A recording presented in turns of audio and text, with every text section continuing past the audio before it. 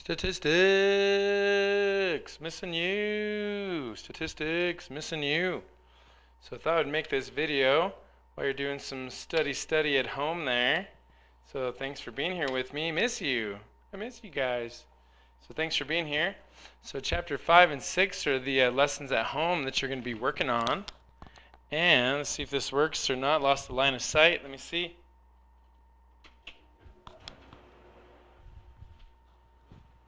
Whoa. So I had to turn on the air because it's getting warm in here. Nice. Getting too close to summer for some of you. Okay, let's see here. So 5-number summary, the range, the interquartile range, box plots, outlier rule. That's for chapter 5. And combining with chapter 6, we have the standard deviation, empirical rule, and z-scores. So here's some definitions. You can pause me and write down if you want to help you. The 2 worksheets we'll be sending to you, or you can get off my blog, is going to be the crossword puzzle and the matching vocabulary worksheets. And so the 5-number summary is comprised of the median, the quartiles, and the extremes. This provides a quick and convenient description of where the 4 cores of the data are. Of course, the range is going to be the maximum minus the minimum. So that, of course, is going to be the range, max minus the minimum. Now Q1 might be new to you, right?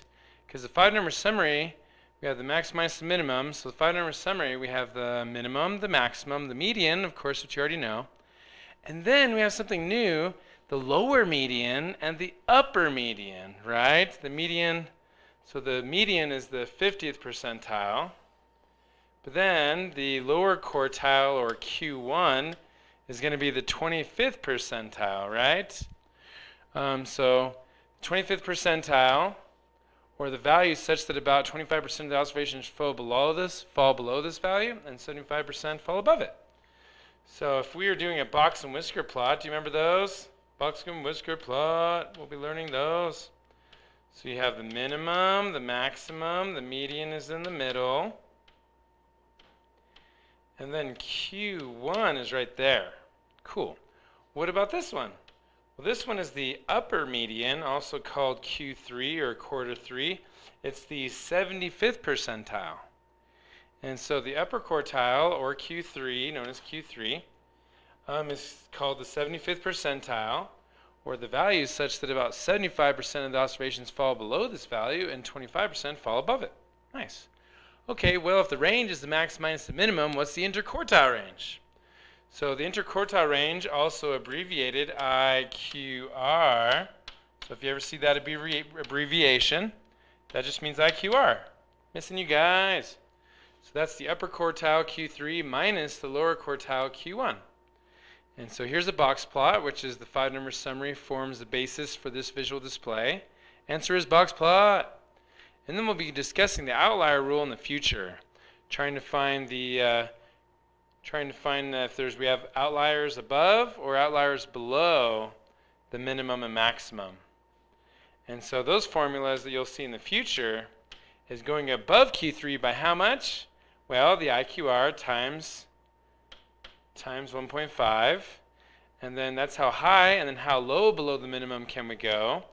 Well, we would go a distance of the IQR, interquartile range, which is the, we'll talk about that in a second, times, so 1.5 times that. And so it can be greater or less than 1.5, but that's just the standard we use, 1.5 times that. And so that'll give us the upper boundary with the Q3 plus, and then with the Q1 minus, that would be called the lower boundary with lots of blue and black letters. There we go. And so what's the IQR then? How do we find that? So the IQR interquartile range is where you take Q3 and you minus it from Q1. So we'll learn how to do that in the future, hopefully in class, but you never know, might be at home where we learn this. And so you're going to be just kind of reviewing these definitions. Use your book to help you. Use your book to help you. So the book is going to be pages 87 to 127. And so here's some different things there to look at to help you on your fill in the blanks there. Awesome. So if we go ahead and do this guy right now, this could help us. Here we go. So for example, box and whisker plot. Well, I don't see that up there. We'll come back to that one. So again, the Box-and-Whisker Plot is a visual display of the 5-number summary.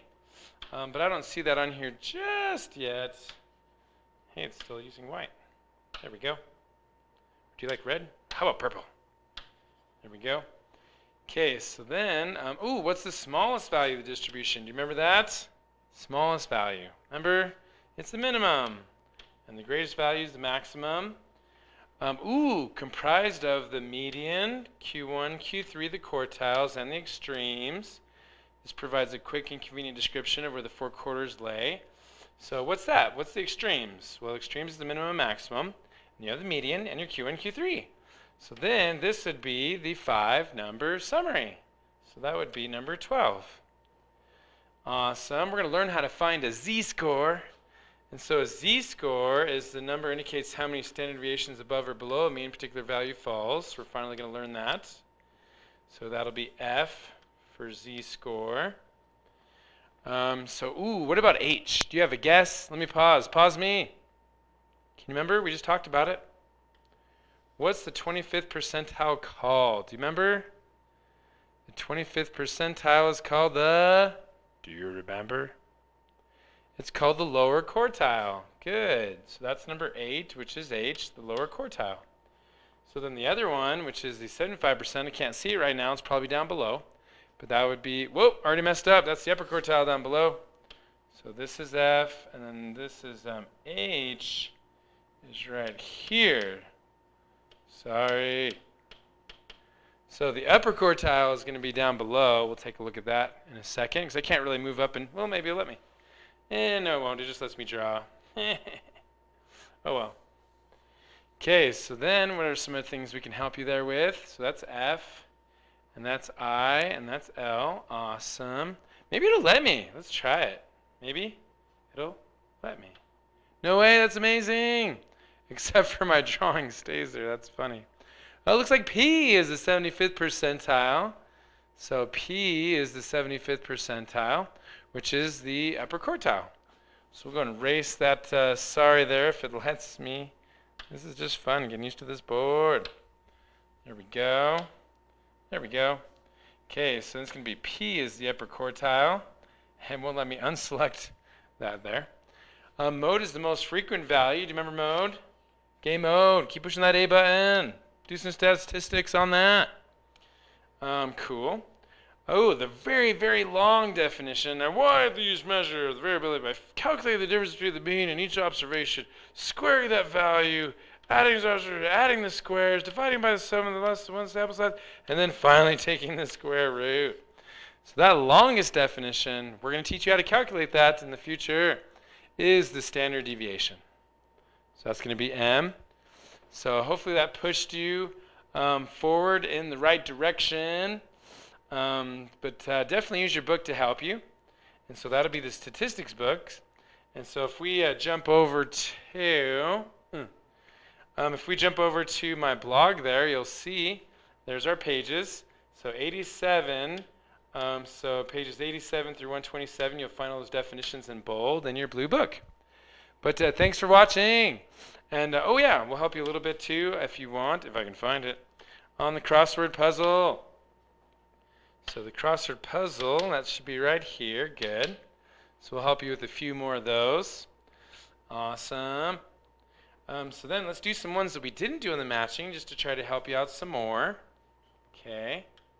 Here we go. So let's see. The 5-number summary forms the basis for this visual display. So that's going to be 14 across. Let's find it. Here's 14 across. So I was just thinking box plots. But maybe you're going to have to fit in Box-and-Whisker Plot. Let's see. Box-and-Whisker Plot. Nice. So Box-and-Whisker Plot is for number 14 across. That's this one. Check.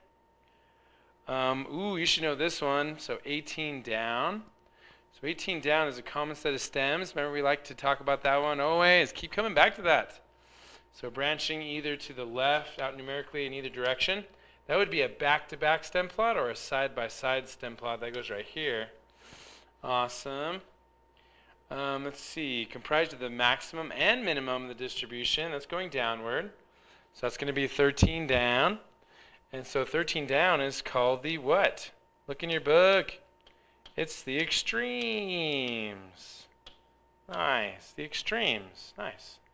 Number 5, the longest definition. So that one we already talked about. That one was standard deviation. So that's standard.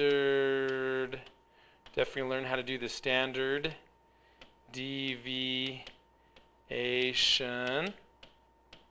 Awesome.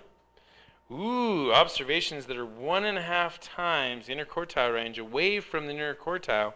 New definition, but not new word. What's number 4 across? You've done it before. But now we're actually going to show you how to calculate it. And so that's the outlier. What outlier? Outliers? Cool. Maybe it's plural, outliers. Awesome. Okay, the middle observation, one's values are arranged in order. You know that one, 7 across. That should be the median, right? Median. Awesome. How many standard deviations above or below? That's z-score. 1 across. Adding up the values of the observations and dividing the number of observations. That's just your basic goal, what? Basic goal, average, or mean.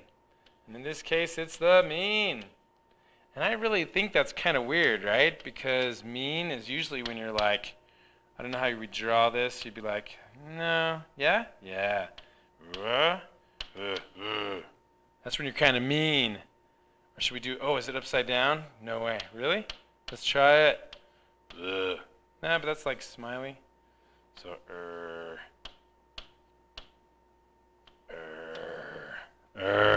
Now he just looks worried, not mean. I can't even draw a mean face, let alone be mean. So that's the mean. No, the average. The average is called the mean. That's kind of mean.